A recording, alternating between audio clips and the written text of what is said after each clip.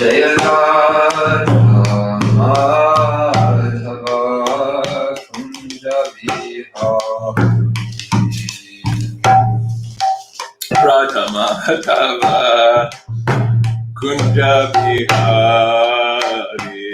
Jaya Radha Madhava Kunja Vihari Jaya Radha Madhava Kunja Vihari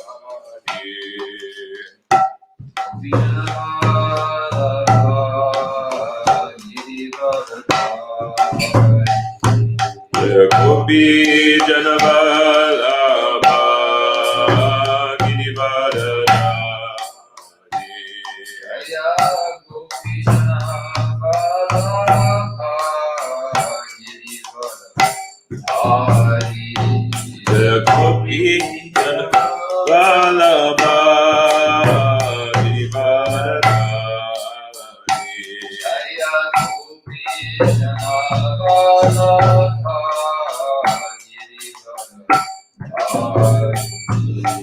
Gopi Jana Vallabha Girivardhari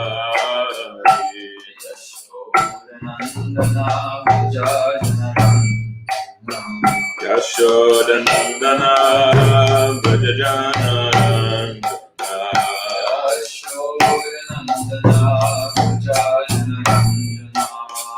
Yashodanandana Vrajajanandana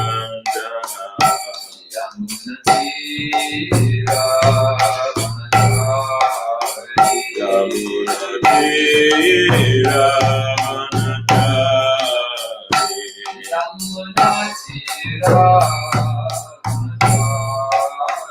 Yamunatira Banachari Jaya Radha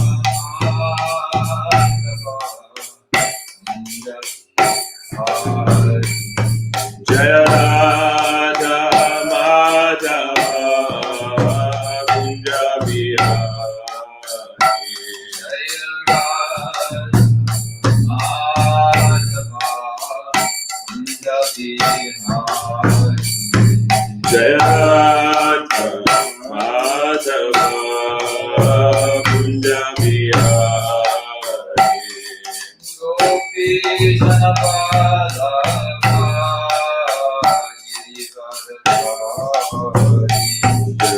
Gopi Janavalabha Girivardhari Jaya Gopi Janavalabha Girivardhari Jaya Gopi Janavalabha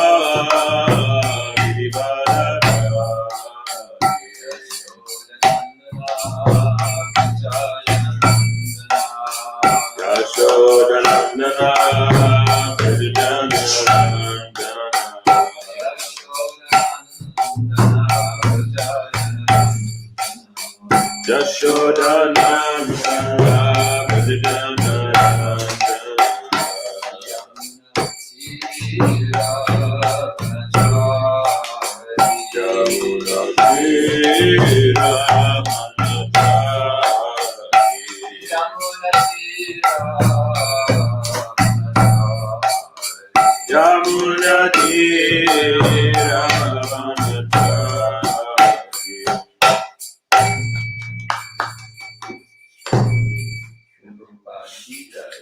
Bhagavatam ki jai, Gaura Bhaktivinoda ki jai, Nitai Gaur Premanande. Hadi Hadi Bol.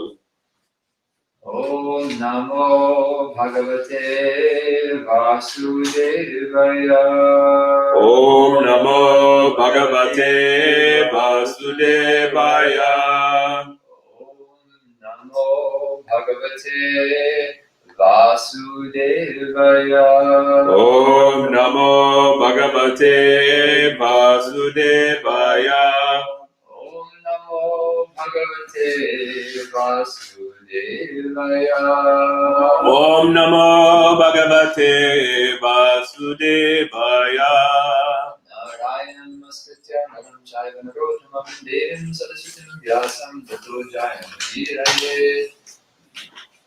Namo Vishnupadaya Krishna Pristaya Bhutale Srimate Bhaktivedanta Swamiti Namine Namaste Saraswate Deve Gaudavani Pracharine Nirvishesha Shunyavadi Paschatya Desha Tarine Vansha Kalpatarubhishcha Kripa Sindhu Devacha Patitanam Pavanevyo Vaishnavevyo Namo Namah Jaya Shri Krishna Chaitanya Prabhu Nityananda Shri Advaita Gadadhara Shri Vasadi Gaura Bhakta Vrinda Hare Krishna Krishna Krishna Hare Hare Hare Rama Rama Rama Hare Hare.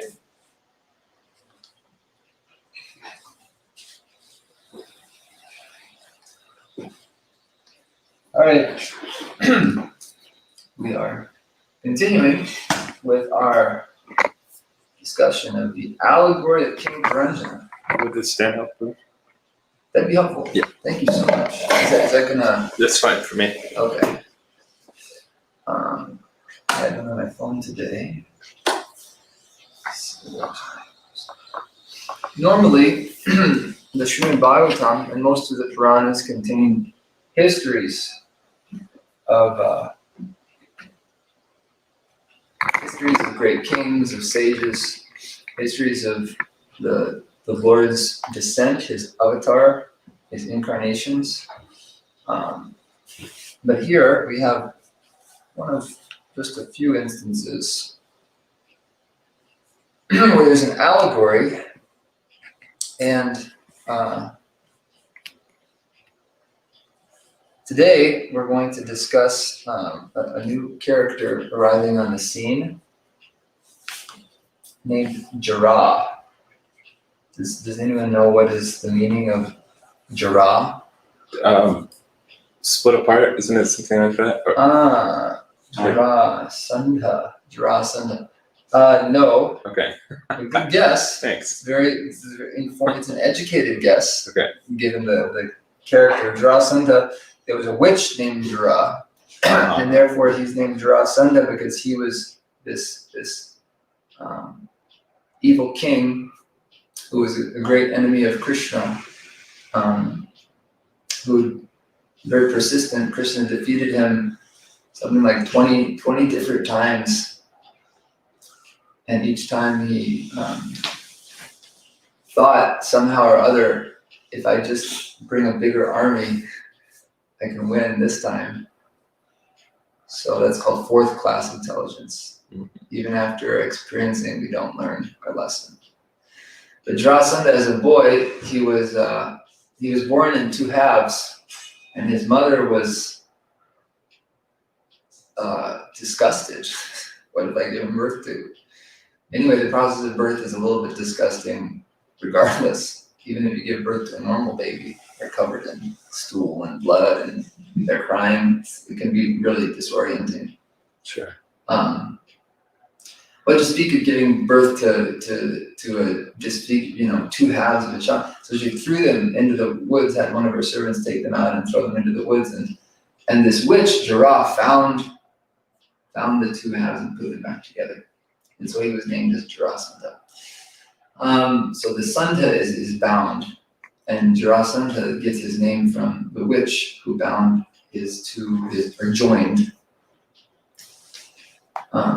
joined him back together. Jara means old age. Janma Mrityu Jara Yadhi Dukkha Doshana Darshana. That Krishna lists this as one of the qualities of knowledge, one who recognizes the misery inherent in birth, death, disease, and old age. Old age being Jara. So then this new, yesterday we were hearing about Chandavega and his soldiers who they were all assaulting the city of Puranjana, and these represented the days and the nights, the passing of time. And now the daughter of time, Jara, is going to arrive on the scene, and we're going to hear about what happens with her, let's say, it's not exactly inauspicious.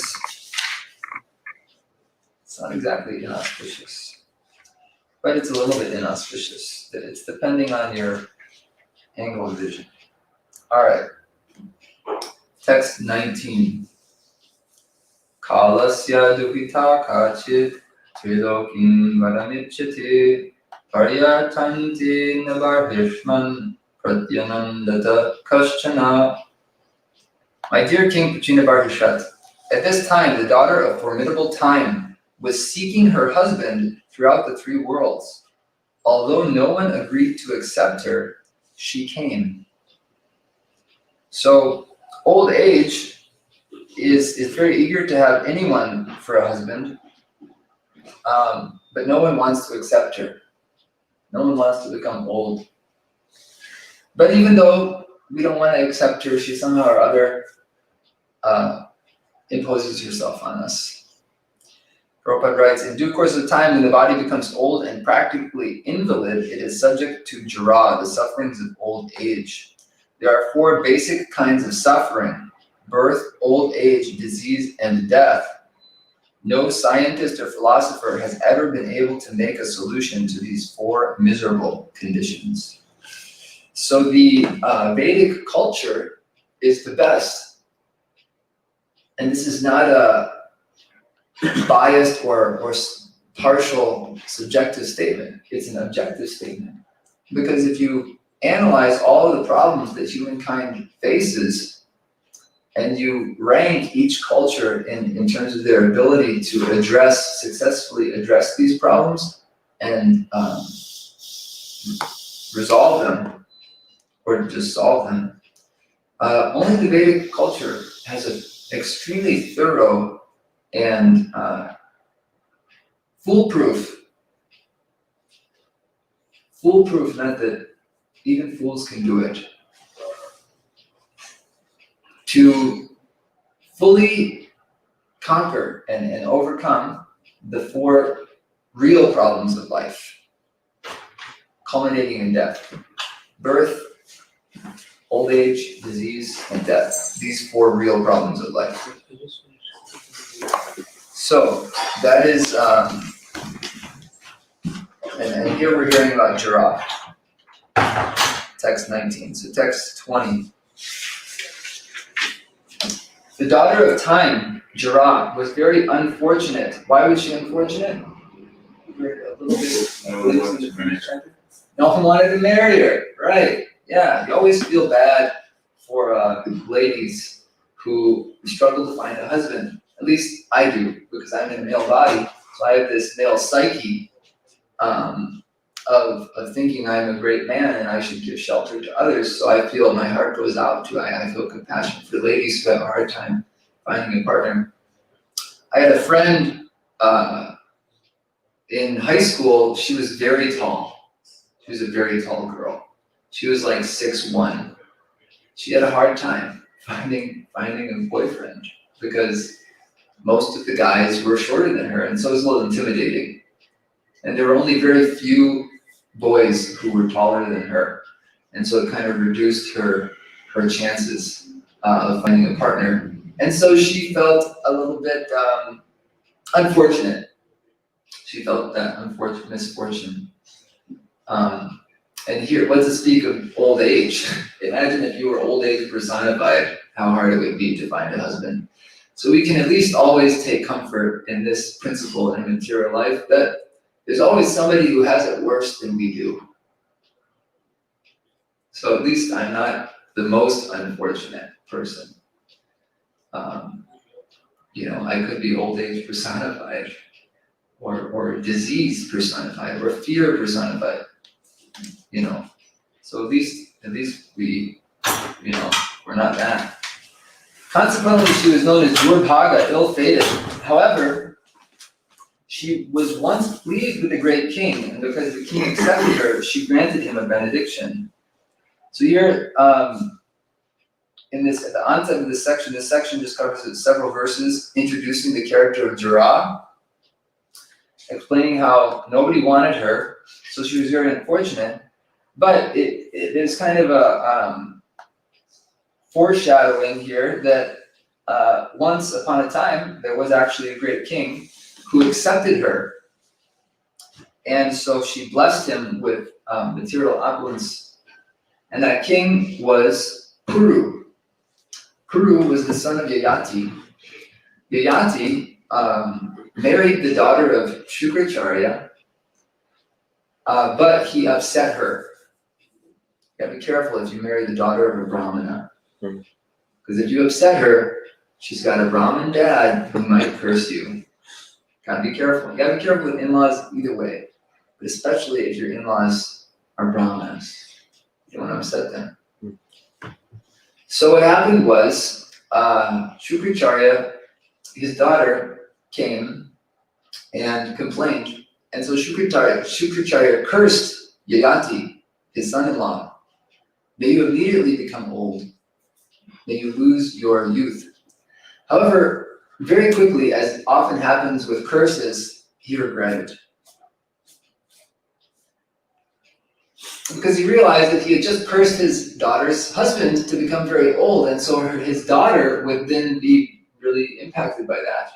How is she going to actually properly enjoy with her husband the rest of her youth if her husband became very old? So he regretted that, and so then Yayati begged, please give me a second chance. Give me some way to make up for this. And Shukracharya said, well, my curse can never go in vain. I can't exactly undo it.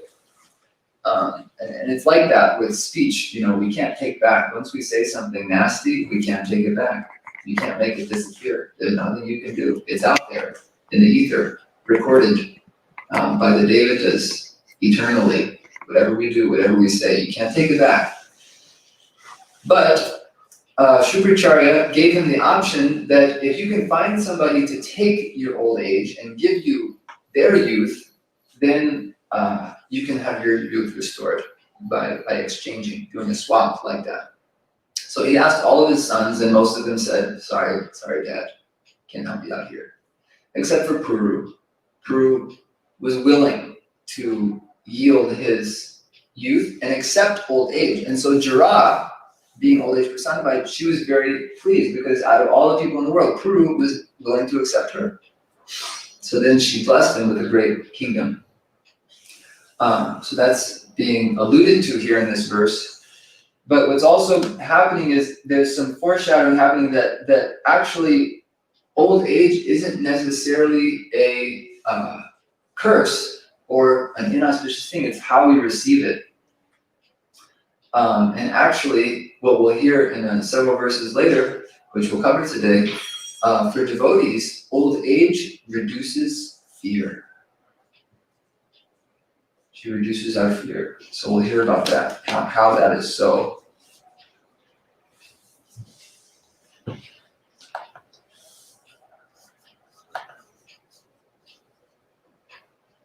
Text 21.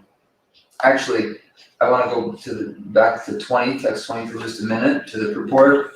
And we're going to read here. The purport is that one, towards the end of the purport is that one can accumulate wealth and all kinds of material opulences, but during old age, one cannot enjoy them.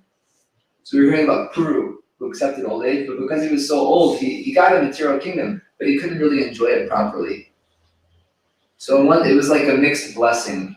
We have that saying in English, a mixed blessing. Everything in material life is a mixed blessing. So he got a kingdom, but he couldn't properly enjoy it. Prabhupada continues, although Puru attained his father's kingdom, he could not enjoy all the opulence, for he had sacrificed his youth. And Prabhupada makes a transcendental connection here. One should not wait for old age in order to become Krishna conscious. Due to the invalidity of old age, one cannot make progress in Krishna consciousness, however opulent he may be materially. So this is an important principle, that just as we can't properly enjoy our material assets due to the dwindling effects of old age, our mind is weakened, our senses are weakened, our sense of determination, everything is weakened. So we can't really enjoy materially. Similarly, we can't be very effective in our spiritual life unless we've established extremely strong habits in our youth. Prabhupada is making that connection. That's an important principle to remember. And I can relate to that. I mean, I can see how each year that passes, every time I get a little older, and it's harder to do things. So I'm seeing more clearly the need to utilize what little, let's say, youth I have remaining. I'm in my 30s, so I got, some life in me still. And I'm seeing the need to utilize that fully, to not waste my time. All right, we'll move on. Text 21. When I once came to this earth from Brahmaloka, the highest planetary system, this is Narada Muni speaking. All right, Narada Muni has been instructing King Prajnaparishad. And now he has a little aside. He says, one time, when I came to this earth from Brahmaloka, the highest planetary system, the daughter of time, wandering all over the universe, met me. Knowing me to be an avowed brahmachari, she became lusty and proposed that I accept her. Sometimes we have this experience where if there's something we can't have, we want it more. So this daughter of time, although she was very unfortunate, she wasn't really a catch. She still was lusty, and when she saw Narada Muni, the perfect brahmachari, she became even more lusty. Hey, here's this thing. Maybe he'll accept me. After all, he's supposed to be detached. He won't care that I'm old age personified. He's supposed to be detached from material enjoyment. Maybe he'll accept me. But actually, for all the ladies out there who have husbands or don't have husbands, Krishna's the best husband. In fact, according to the Srimad-Bhagavatam, Krishna is the only husband. All other husbands are pseudo-husbands, so-called husbands.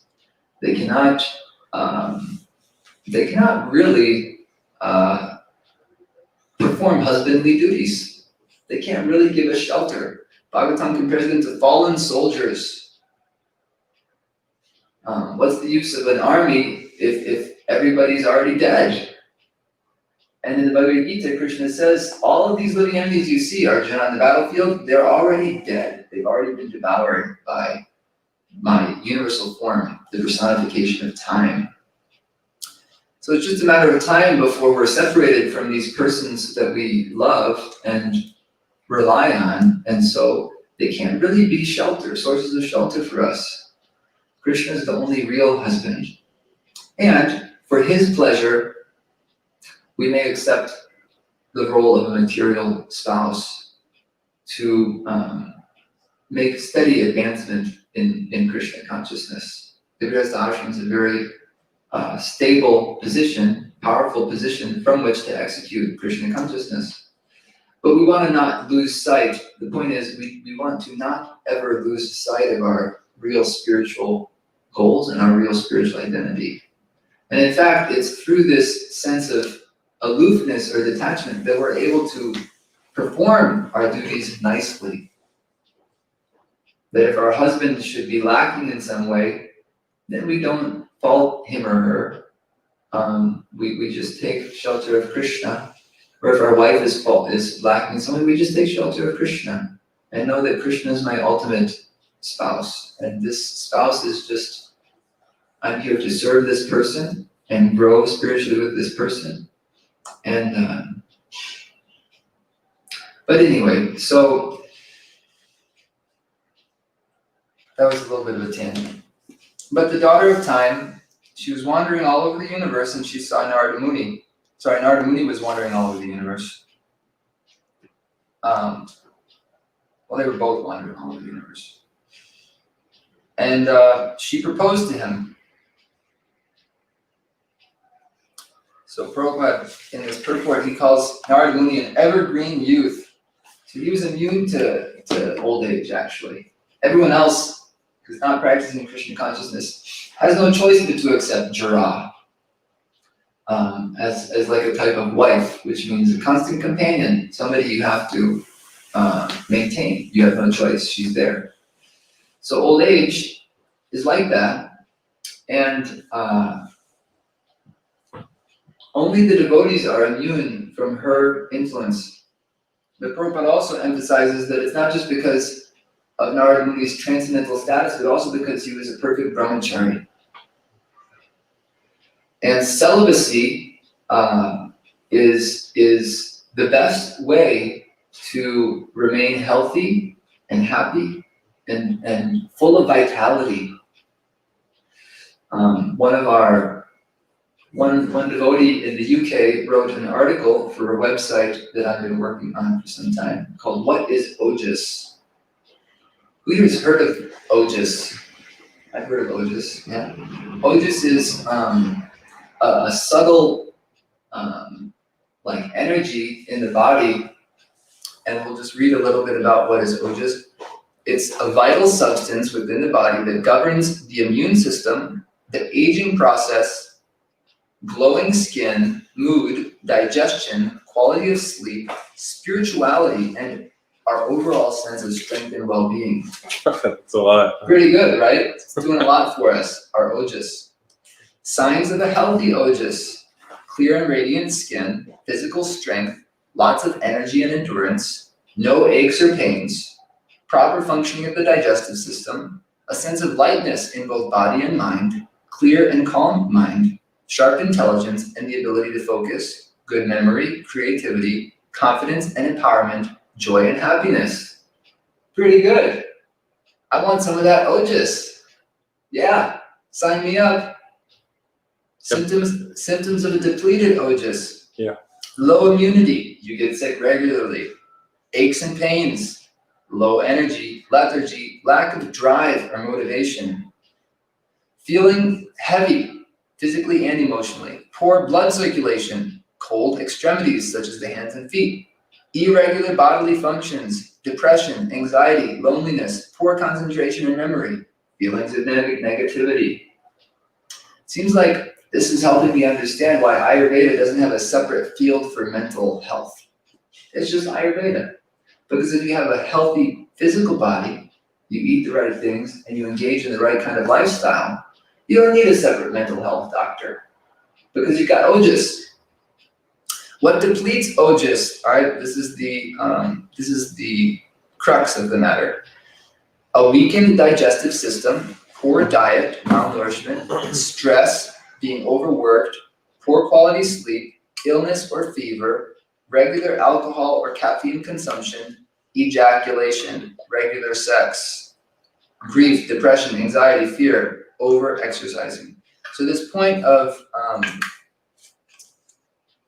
sex diminishing Ojas is because semen is one of the vital fluids in the body that is transformed into Ojas. And I don't know exactly how it works for women, but some similar kind of process. And when we retain our semen, then that vital fluid is transmuted into this subtle energy, Ojas. And so as a Naishika brahmachari, Narada Muni was effulgent, he had a sharp memory, he was powerful, he was attractive, he was never depressed, he was always joyful. So Prabhupada says he was an evergreen youth. Prabhu, what is there a scientific term or use? Ojas. Yeah. Is there a non-Vedic name for it? In modern science, probably not. Is it like a plasma or something? No, I don't think so. I think plasma is a different thing. But They say over-exercising, ejaculation, all these things are healthy. Yeah, They say quite the caffeine, contrast. Yeah. I can look into it. I'll look into it to see if we could find a proper modern science equivalent. Let's see if we can do that. So of course she was very attractive. But let's see here. So Narada Muni continued, text 22. When I refused to accept her request, she became very angry at me and cursed me severely. Because I refused her request, she said that I would not be able to stay in one place for a long time. Jai. Hare Krishna. Yeah. So because to be happy in householder life, you have to stay in one place. Moving around is extremely disturbing to one's grihastha ashram.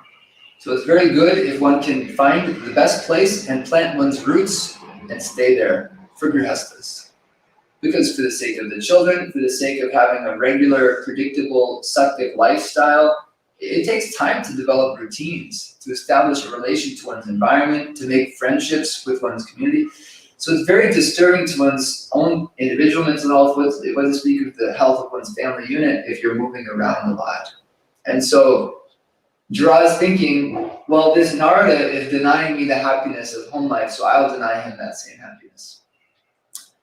He'll have to move around. But for a brahmachari, it's actually a very good thing to be mobile, because you stay aloof. You don't get entangled in the local, social, or political controversies. Nobody expects you to take their side because you're just a guest. Versus inevitably in any community, it's very, very rare to not find this to be the case, but most communities in the world, on a local level or global level, there's so much politics and taking sides, and so inevitably you get entangled in the bodily concept of life, because you have your social role, which is an extension of your bodily identity. I am this body, I am this role in society, etc. All of these aspects of false ego. So for a brahmachari to travel, it's very favorable. Hare Krishna. It's very, very favorable to remain aloof. Of course, one should not pretend to be like a brahmachari if one is actually a grihastha. One should stick to one's role and do it dutifully, and so finding one's community is very helpful. And so here, Prabhupada points out that devotees are above the influence of curses, and actually, not only that, but so-called curses become like benedictions for devotees. So Narada Muni, Jara thought she was cursing him, but actually it was a benediction, that you cannot stay in one place. And in his purport to this verse, Vishnu Chandra Thakur quotes another verse from Srimad-Bhagavatam. "O my Lord, great philanthropic souls travel on the earth on behalf of the Supreme Personality of Godhead to show compassion to the fallen souls who are averse to the sense of subordination to the Lord." So it's actually the nature of elevated devotees to travel everywhere and preach Krishna consciousness. So actually she cursed Narada Muni to do what he was already doing. No problem. He wasn't at all upset about that. Daksha also cursed. Yeah, Daksha also cursed him in the same way, so he has a double curse. So that's why he's really on the move. We see him everywhere, preaching to everyone. And Prabhupada, in that section of Bhagavatam, he says that the parents of my disciples have similarly cursed me because he also couldn't stay in one place. But devotees accept such so-called curses. All right, text 23. After she was thus disappointed by me, with my permission, she approached the king of the Yavanas, whose name was Bhaya, or fear, and she accepted him as her husband. So, even though she cursed him, this is the true symptom of a Vaishnava. How many people have been cursed before? Or let's say like Knowingly? harsh words.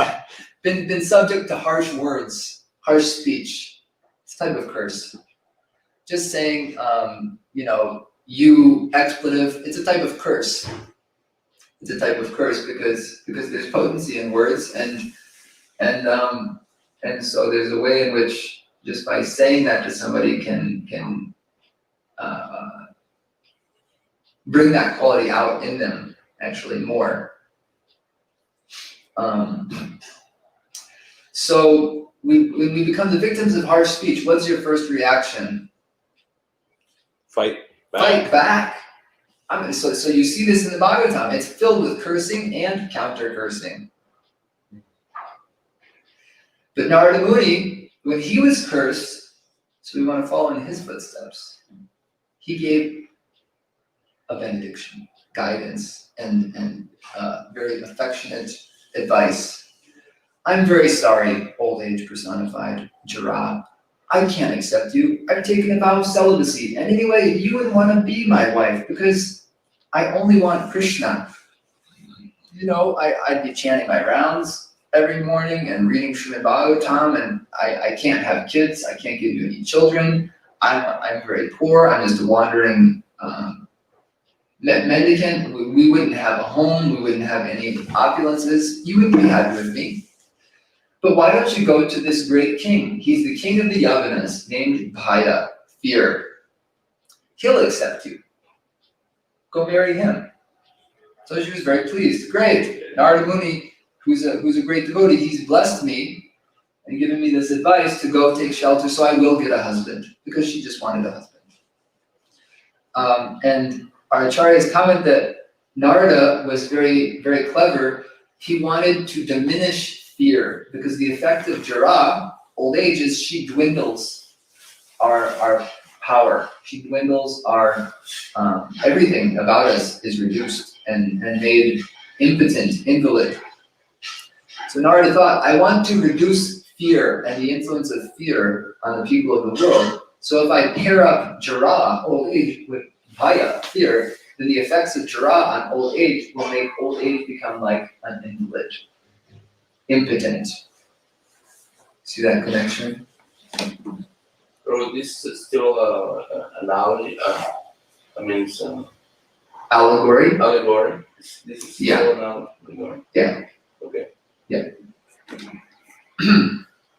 Well, actually, sorry. No. He's saying, actually, once I was approached by Jara. That actually happened. Yeah, it's an aside. But then in the story, well, I'm gonna have to look into it a little bit more. I don't know. We'll see if someone wiser than me is able to untie the twists and turns of Narada Muni's tale here. Because he's referring to himself in text 21. When I came to this earth from Brahmaloka, which that actually happened, he's always traveling, then Jara actually approached him. And then he told her to go to Haya. So I don't think it's an allegory here. These are real persons, Jara and Haya and Narada. I'll let you know if I find anything else out on that. Good question. Text 24, we read. Oh, no, okay. Text 24. So Jara received this advice from Narada. Approaching the king of the Yavanas, Kalakanya addressed him as a great hero, saying, My dear sir, you are the best of the untouchables. I am in love with you, and I want you as my husband. I know that no one is baffled if he makes friends with you. So, we were hearing earlier on in this section of Pranjana how quickly the persons of this world, quote unquote, fall in love. They have the same love at first sight. And when you read it in this context, you can see how shallow it is, how it's really devoid of any substance whatsoever. Here, Jara, she just approached Narada, please, having fallen in love with him because of his vitality and attractiveness. And now he says, go to this person, he'll be your husband. So now she goes to him and says, my dear sir, you are the best of the untouchables. I'm in love with you. I want you to be my husband. So we should be very sober if some pretty young boy or girl shall ever approach us with wide doe-like eyes and blinking, my dear sir, I am in love with you.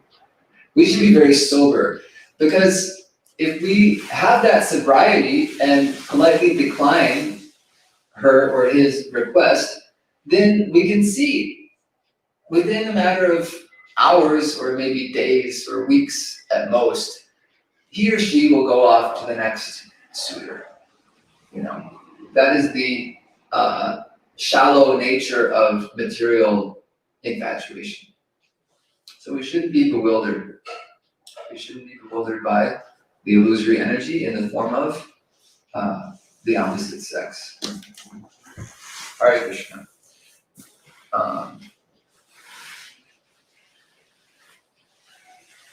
So Prabhupada gives a definition of what is a yavana, what is a mlecha, what is an untouchable. He writes, according to the Vedic principles, one should rise early in the morning, take bath, chant Hare Krishna, offer Mangal Arati to the deities, study Vedic literature, take prasad, and engage in dressing and decorating the deities. One must also collect money for the temple expenditures, or if one is a householder, he must go to work in accordance with the prescribed duties of a Brahmana, Kshatriya, Vaishya, or Shudra. In this way, one should live a life of spiritual understanding, and this is the Vedic way of civilization. One who does not follow all these rules and regulations is called a yavana or mlecha. So Prabhupada is giving a nice synopsis of Vedic culture, what it means to live a human life, to live a regulated, religious and spiritually progressive life. This would be a nice bullet list someone could make and then check it off every morning, every day. Yeah, I did that, I did that, I did that, I did that. Great, all right. I passed my human life test today. I'm not an untouchable, an outcast. And the others, it's not that they're untouchable because there's something wrong with them intrinsically. Everyone's a spirit soul, but they don't live a clean, regulated life. They have no clear morals by which they're leading their life. Maybe they're eating dogs or worse. And so to not associate with such persons is a matter of hygiene. Prabhupada points this out.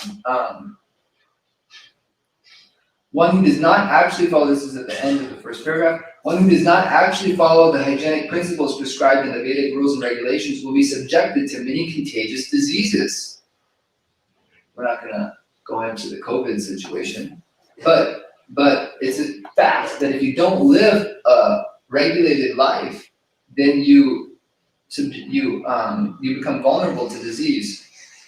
He continues, because the students in this Krishna consciousness movement are advised to follow the Vedic principles, they naturally become hygienic. So this is physical, mental, and spiritual hygiene. This list Prabhupada is given, I'm not going to repeat it for the sake of time, but this is a very valuable report that we can see what does healthy life look like. Text 25. One who does not give charity according to, this is still Jara is speaking to Bhaya, her would-be husband. One who does not give charity according to the customs or injunctions of the scripture, and one who does not accept charity in that way are considered to be in the mode of ignorance. Such persons follow the path of the foolish. Surely they must lament in the end. So after first trying to woo him by sweet words of affection, now she's taking the other angle. If you don't accept me, you'll be sorry. We might get that too from somebody. Let's say she's like, look, I have all these email exchanges where you were clearly flirting with me, and if you don't accept me, I'm going to publish them on whatever.com and expose you for the womanizer that you are, that you led me on for so many weeks or months or years, and now you're rejecting me. So the conditioned soul will do whatever it takes to get what they want. That's basically the principle here. So Prabhupada, he cautions, he says, where is this? All transactions, last paragraph, all transactions must be performed in light of the Shastric injunctions. So it's actually good in one sense that Jara is quoting Shastra. Prabhupada quotes Narottam Das Thakur here, Sadhu Shastra Guru Vakya Chitite Kuriya Aikya, that one should follow the principles of saintly persons, scriptures, and the spiritual master. This is a good principle. We should live according to this principle. Everything that we do should be done in light of Shastra. But we should be careful not to exploit the scripture for our own selfish enjoyment, as Jara is doing here. here. We shouldn't use scripture to try to manipulate people to doing our bidding.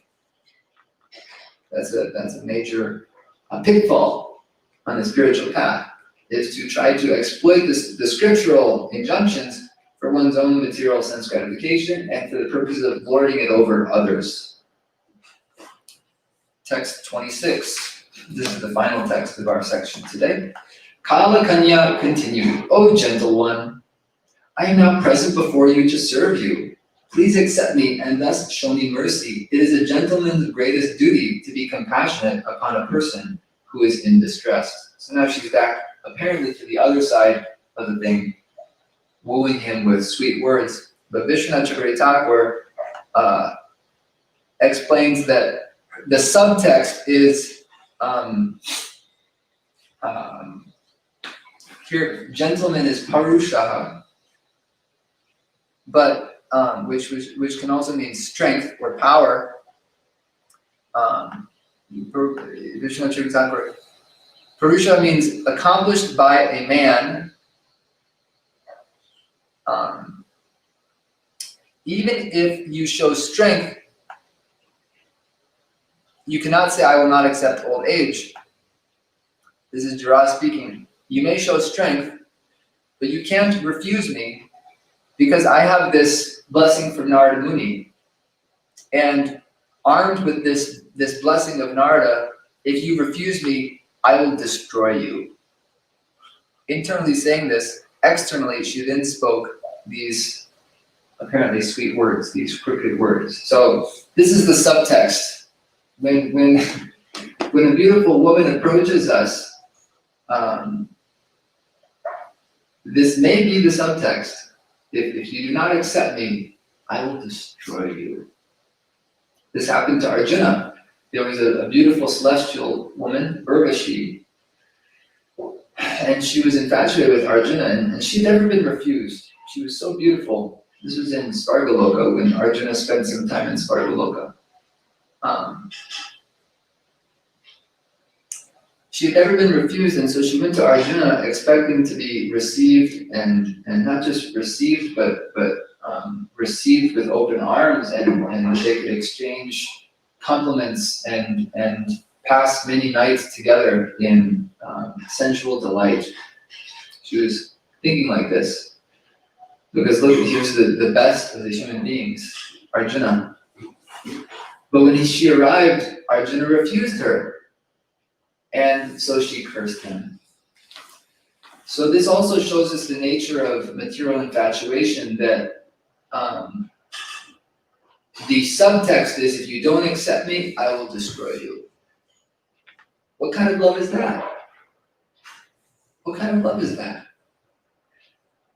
On the other side of the spectrum is spiritual love, where Lord Chaitanya, in the mood of Radharani, prays, Ashlishyamam Bhagavatam Darshanam. Yeah. That if you don't accept me, I'll still love you. You can trample me under your feet. I'll still love you. So that is the real test of love. So we shouldn't be fooled by this material so-called love.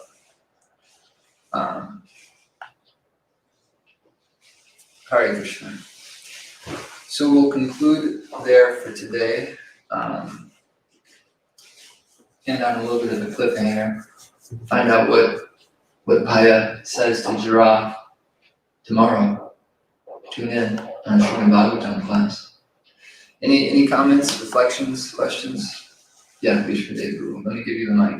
Sure. I had a bit of a talking about Narada Muni. My understanding is that he can go anywhere. Yeah. In not only this universe but the spiritual world. Even. Yeah. One thing that I hadn't considered until today was just how many roles Narada Muni plays within this universe, and whether or not there are other Narada Munis in other universes. independent of our Narada Muni, like we hear in terms of Lord Brahma, the exchange where he goes to see Krishna or Vishnu, I'm not sure, but then he, so many other Brahmas, he's asked, which Brahma are you? So I'm just curious, I haven't heard any insight in terms of other Narada Munis, but are Narada Munis crossing paths with one another? But I thought to at least ask, because I just never considered until now, and it kind of blew my mind a little bit. Yeah.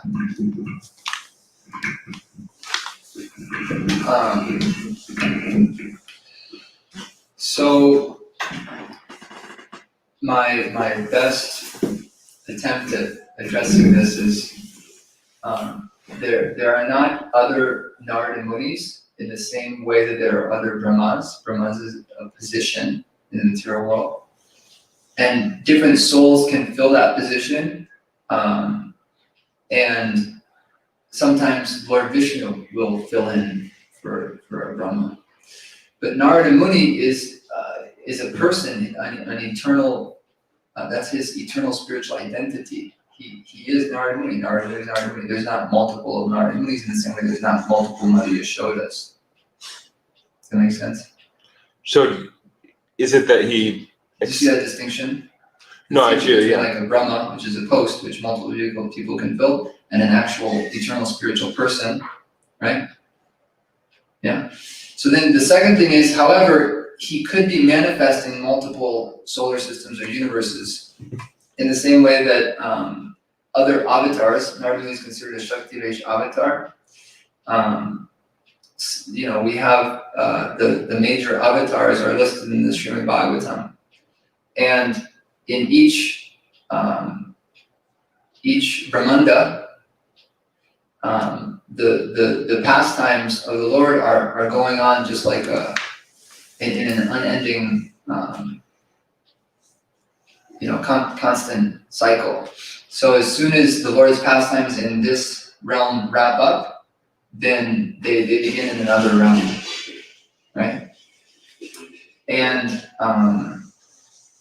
so in one sense, it seems like there's multiple Krishnas, there's multiple Varahas, and so on. Just like, you might be in Florida and I'm here in Michigan, and we both see the sun in the sky, and we might say, oh, there's multiple suns in the sky because you see the one above Florida and I see the one above Michigan. And in Europe, they see the sun in the sky and they think the sun is there too. But ultimately, there's only one Supreme Lord, and there's only one Narada Muni, although because of the transcendental potency inherent in every liberated soul, he could appear simultaneously in multiple places while still being one person. So it's different than Brahma. That's my... But then if you were to ask, what does that mean that in every, whenever, just like we know that in every day of Brahma, there's these different 10 incarnations, the Dashavatar. Does that mean that Narada Muni appears in every day of Brahma? I'm not 100% sure about that. Yeah. Thank you. Hare Krishna. Would you like to add anything, share anything on the topic? You think of anything? Kind of nice that Krishna's associates can expand. So just as much as Krishna can expand, his associates can expand. Yeah. Because they're his parshas, so wherever he goes, they go. Yeah. So Narada Muni is there. Yeah. Nice. Any other comments, questions, reflections? Yeah, Kishore. I guess one thing that comes to mind is just the kind of, like the conditional nature of relationships in the material world. That as soon as we're not getting what we want, and then all of a sudden all of that glorification which we previously held for them goes missing. And I've had experiences like that, and I've also been in the position of, having to deal with that those negative feelings and being like, hey, why now I feel something different? You know, so I've been on both sides of that kind of experience, and noticing how attentive you have to be in your relationships to avoid that, because it's so natural, that kind of conditioned, you know, way of dealing with people. And so, yeah, just kind of being aware of those tendencies and being like, wow, you know, it's like being in the material world is so visible in so many different ways. And so I think that the boon of Krishna consciousness is it gives us such a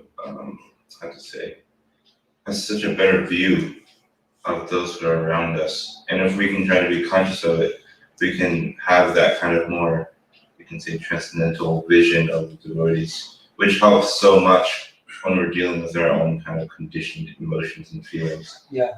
And you can kind of supersede that with, you know, the vision of them being also part and parcel of Krishna, being Krishna's devotee, all the qualities that they have. So I was just thinking about those two things, the conditioned nature of our relationships, and then also the kind of saving grace of our kind of Vaishnav culture, that if adopted, it really saves us from being such like crass people, you know? Yeah. So.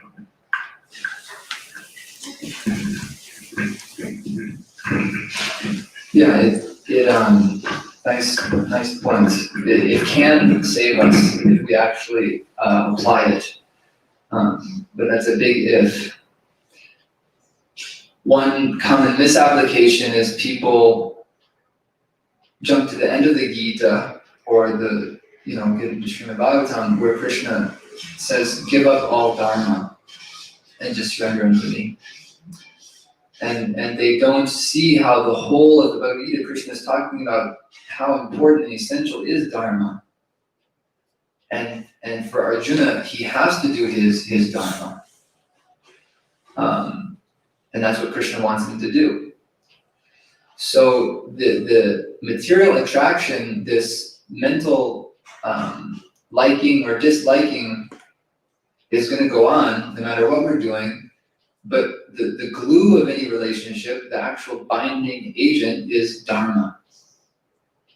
The dharma must be in the center, and both partners come together making a commitment to dharma. And there are witnesses, and it's a very formal and sacred vow. And by keeping that vow, then there's empowerment and purification. It's a yajna, vivaha yajna. It's a very powerful, the marriage vow is very powerful, and this applies to all relationships, that dharma must be in the center. And then once we've become practiced in that, then we can try to make Krishna more in the center, the person of dharma. But if we try to be Krishna conscious without having a strong conception and grounding in dharma, it's very likely that we'll misapply and we'll take our material relationships too lightly. It's true that they're fleeting ultimately, but for the time being, we require that shelter and stability of dharma. Hare Krishna. Yeah, I was going to share.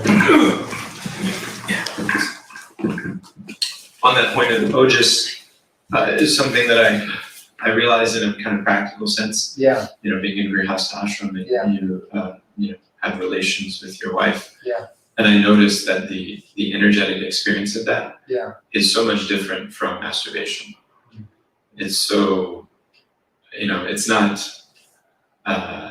degrading. You don't, the next day, the day after, you don't feel like guilty and shamed and etc. and all the, I mean, probably most of us have experienced that. And so I really was kind of convicted at that point that there is something subtle going on here. Yeah. And sex life in a healthy way is so much healthier than sex life. The same apparently physical act, you know, scientists today will tell you that men should masturbate because it releases their tension and that kind of thing. Helps you sleep. And it helps you sleep, those kinds of things, right? Well, there's so much like discussion around, without getting graphic and going beyond. I just wanted to make that point for devotees watching and devotees here that who may not have had that experience yet. Yeah. That it is really night and day. And brahmacharis, you can see somebody that's not really semen ever, they just glow. Yeah. So that's certainly the ideal. Yeah. But even if you can't hit that, then having that connection with your wife is so much different from having, the illicit, kind of lazy way that people are encouraged to go about it today. Yeah. And you were saying. Yeah, it's a gradual process, and at the top of the mountain, you've got Narada Muni, Naishika Brahmacharya, and somewhere up there, halfway up is at least halfway up is regulated Grihastha Ashram, which is very, as we said before, a very powerful place from which to practice one's Krishna consciousness. Hare Krishna. Unless someone else. Go for it, yeah. Then we'll just be concluding.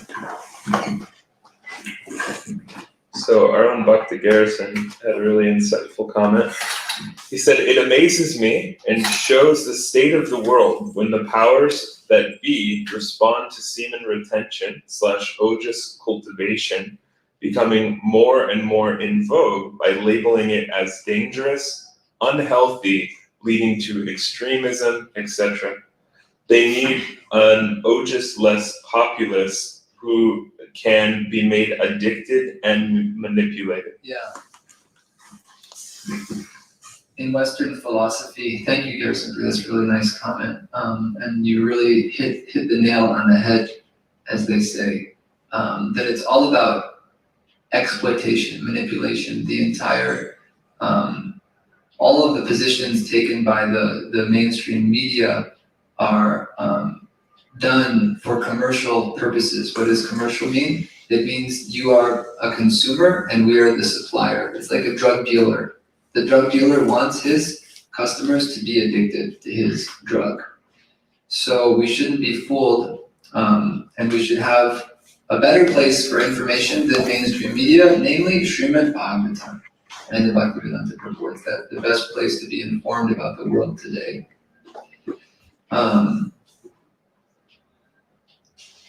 Hare Krishna. I'll close there.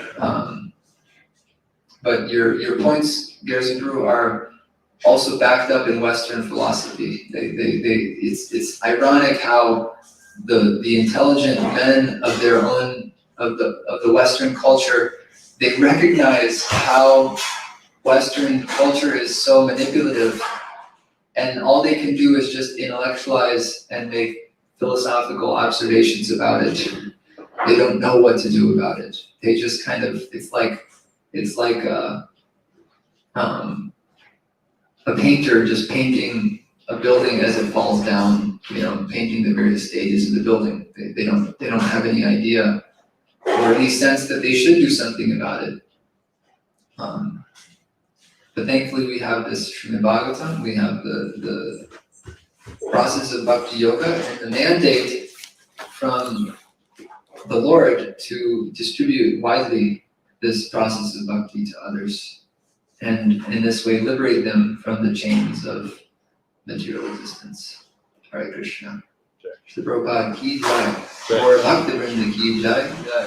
Narada Muni ki jai. Manchalo. Just very fast into the age.